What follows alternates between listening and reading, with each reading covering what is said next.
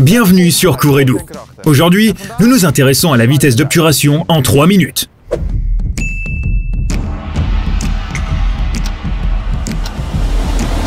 La vitesse d'obturation est également appelée temps d'exposition. Et c'est bien pratique, parce que le temps d'exposition est un mot qu'il suffit de décortiquer pour comprendre ce qu'il signifie. Temps d'exposition. Vous avez compris? Ok. Pour rappel, la vitesse d'obturation ou le temps d'exposition est le temps pendant lequel la lumière atteint le capteur de votre appareil photo. En gros, c'est le temps qui s'écoule entre le moment où l'obturateur s'ouvre devant le capteur et celui où il se referme. Facile. Un appareil photo est doté d'un capteur. Pour prendre une photo ou une vidéo, ce capteur doit être exposé. Plusieurs éléments influencent cette exposition. L'ouverture, par exemple, détermine l'ouverture par laquelle l'exposition a lieu. L'ISO détermine la sensibilité de l'exposition et la vitesse d'obturation. La vitesse d'obturation détermine la durée de l'exposition. Il y a un petit rideau, ou en fait 2 rideaux, devant le capteur de votre appareil photo. Au moment où vous appuyez sur le bouton de l'obturateur, le premier rideau glisse vers le bas, exposant le capteur. Le deuxième rideau descend ensuite, ce qui a pour effet de couvrir à nouveau le capteur. La durée de l'ouverture de l'obturateur est appelée vitesse d'obturation. Ce temps peut varier de très court à très long. C'est pourquoi la vitesse d'obturation est indiquée en secondes. Sur un appareil photo moyen, vous avez la possibilité de régler la vitesse d'obturation sur 1/40 millième de seconde. C'est donc très court, mais aussi jusqu'à 30 secondes.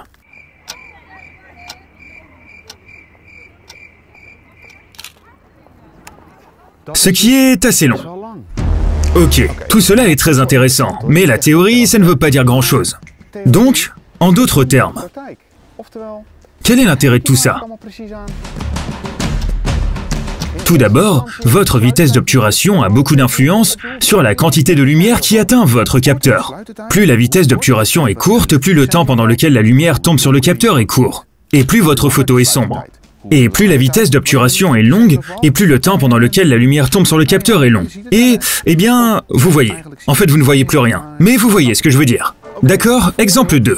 Lorsque vous capturez des sujets en mouvement, votre vitesse d'obturation est essentielle. Voici Fred, le frère de Barry. Fred aime rouler dans sa voiture de course. Et Fred aime la vitesse. Si nous prenons une photo de Fred en action, nous voulons bien sûr qu'elle soit nette. C'est pourquoi nous devons travailler avec une vitesse d'obturation courte. Avec une vitesse d'obturation courte, l'appareil photo voit l'instant très brièvement, et il est fixé, ou gelé, si vous préférez. Si vous ralentissez la vitesse d'obturation, l'appareil photo capturera de plus en plus de flou de mouvement, et vous ne pourrez pas vraiment l'utiliser. En vidéo cependant, le flou est très important. Pas trop bien sûr, mais suffisamment pour que l'image ait l'air naturelle. C'est pourquoi nous utilisons la règle empirique suivante pour la vitesse d'obturation en vidéo. C'est le double de votre fréquence de trame.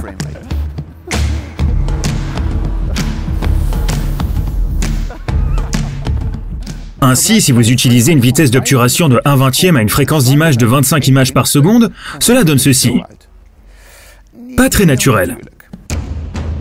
En suivant la règle du pouce, nous devrions utiliser une vitesse d'obturation de 1/50.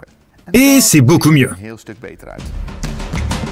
Enfin, vous pouvez également utiliser votre vitesse d'obturation pour prendre toutes sortes de photos et de vidéos créatives.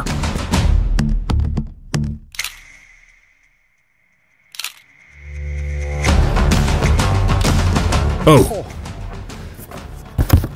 Comme le temps passe vite quand on s'amuse.